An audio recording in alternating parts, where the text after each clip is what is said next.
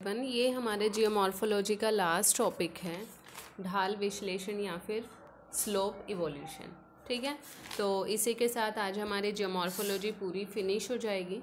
अगर किसी को जियोमॉर्फोलॉजी के नोट्स चाहिए या किसी और बुक के नोट्स चाहिए तो मैं दोबारा से कह रही हूँ, मेरे टेलीग्राम ग्रुप को ज्वाइन करें। मैं वहाँ पे आपको इनकी PDF प्रोवाइड करा दूँगी। ठीक है, तो आज का टॉपिक शुरू करते हैं, स्लोप इवोल्यूशन। सबसे पहले तो किसी भूपृष्ठ का औसत भूनत ढाल कहलाता है। ढाल आपको पता ही है, कोई जो चीज़ झुकी हुई होगी वो क्या कहलाएगी? ढाल कहलाएगी। दो क्रमिक अपनति तथा अवनति के अक्षों के मध्य पाए जाने वाला झुकाव ढाल कहलाता है। ये अपनति और अभिनति है, इनके बीच में जो झुकाव पाया जाता है वो आपका क्या कहलाता है? ढाल कहलाता है। जो मेन पॉइंट है इसका वो ये है कि किसी भी ढाल को डिप एंड स्ट्राइक विधि द्वारा मापा जाता है। तो ढाल को कौन सी विधि के द्वारा मापा जाता है? डिप एंड स्ट्राइक विधि के द्वारा। उसके बाद जो ढाल के टाइप्स होते हैं, यानी कि स्लोप के जो टाइप्स होते हैं वो कितने होते हैं, कर लेते हैं एक बार। ये ढाल के जो टाइप्स हैं वो दो टाइप से डिवाइड कर रखे हैं, तीव्रता के आधार पर और दूसरा है उत्पत्ति के आधार पर। तीव्रता के आधार पर यानी कि कितना खड़ा ढाल है, तीक्ष्ण है, तीव्र है या मंद है, उसके आधार पर। और उत्पत्ति की उनकी जो फॉर्मेशन है वो कैसे हुई। ठीक है, तो मंद ढाल तीव्रता के आधार पर फर्स्ट है मंद ढाल। मंद ढाल की जो वैल्यू रखी इन्होंने कितनी रखी है? 0.5 डिग्री से लेकर 2 डिग्री तक का जो ढाल होगा वो किस में आएगा? मंद ढाल में। ठीक है, तीव्र ढाल आपका होगा 2 डिग्री से लेकर और 30 डिग्री तक का। तीक्ष्ण हो जाएगा 30 डिग्री से लेकर 70 डिग्री तक का। और आपका खड़ा ढाल जो होगा 70 डिग्री से लेकर 90 डिग्री तक के ढाल को इन्होंने खड़ा ढाल माना। ठीक है, उसके बाद सेकंड है आपका उत्पत्ति के आधार पर। तो उत्पत्ति के आधार पर आपका जो ढाल है उसकी जो फॉर्मेशन होती है वो दो शक्तियों के द्वारा होती है, आंतरिक शक्तियों के द्वारा और बाह्य शक्तियों के द्वारा।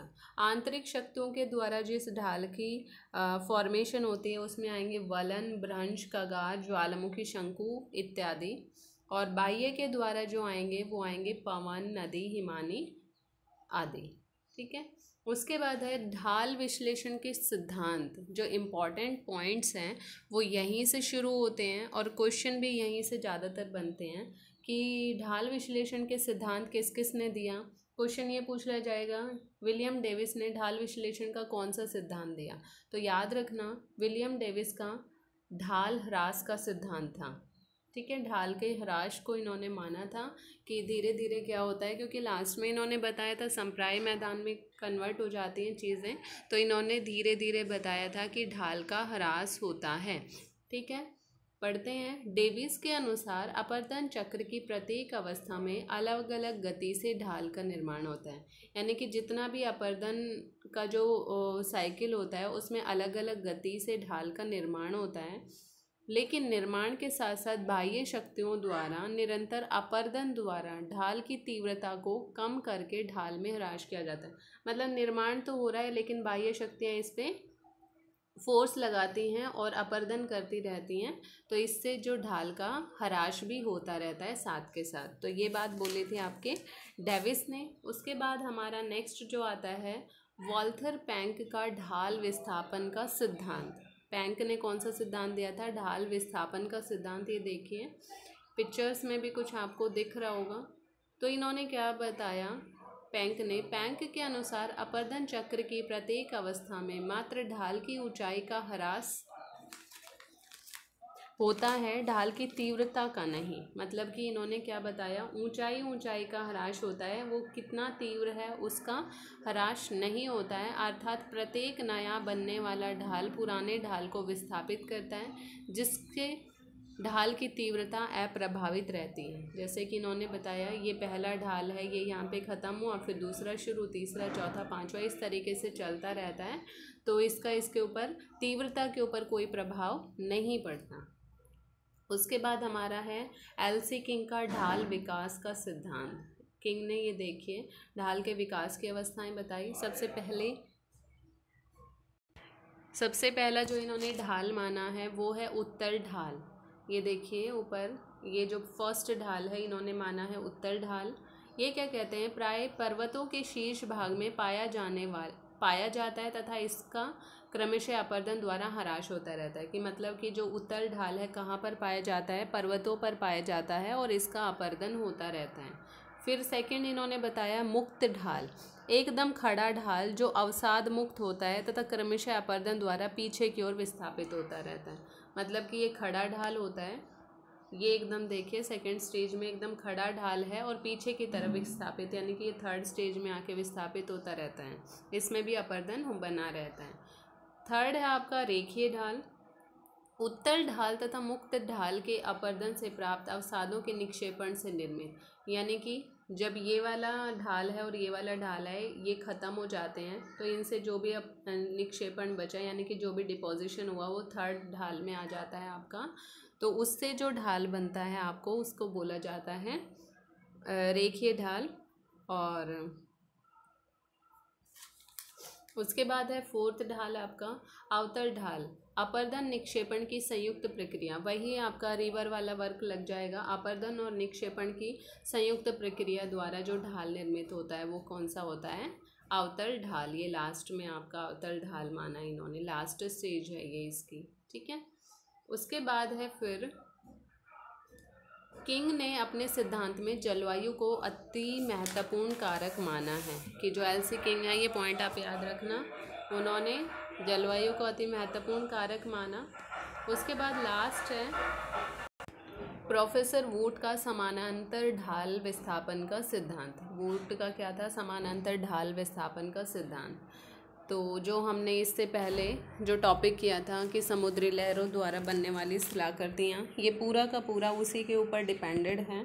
वुड ने अपना अध्ययन वेल्स के समुद्र तट पर किया था, ठीक है। किसके तट पर किया था, वेल्स के समुद्र तट पर किया था। यह सिद्धांत समुद्र तट पर स्थित क्लिफ के सागरी लहरों द्वारा अपर्दन पर आधारित है। समुद्र तट के ऊपर जो स्थित है क्लिफ है, ये क्लिफ आपकी, उसके अपर्दन के ऊपर आधारित है। ये हम पढ़ भी चुके हैं, नोच, स्टैक, स्टंप, इनके बारे में। वुड के अनुसार किसी भी क्लिफ में दो नोच पाई जाती हैं। वुड क्या कहते हैं कि किसी भी एक क्लिफ है, इसमें क्या पाई जाती हैं, दो नोच पाई जाती हैं। एक ये हो गई और एक ये हो गई। एक छोटी नोच होती है ज्वारीय तरंगों द्वारा निर्मित तथा एक बड़ी नोच होती है सागरीय तरंगों द्वारा निर्मित। यानी कि ये जो नोच है छोटी वाली, ये तो ज्वारीय तरंगों के द्वारा निर्मित है और जो बड़ी वाली नोच है ये सागरीय तरंगों द्वारा निर्मित है, ठीक है। इस बड़ी नोच का निरंतर अपर्दन होने से एक मेहराब का निर्माण होता है जो दो खंभों पर टिकी होती है। किंतु निरंतर अपर्दन होने से क्लिफ का वजन बढ़ता जाता है और अंततः मेहराब ध्वस्त हो जाता है।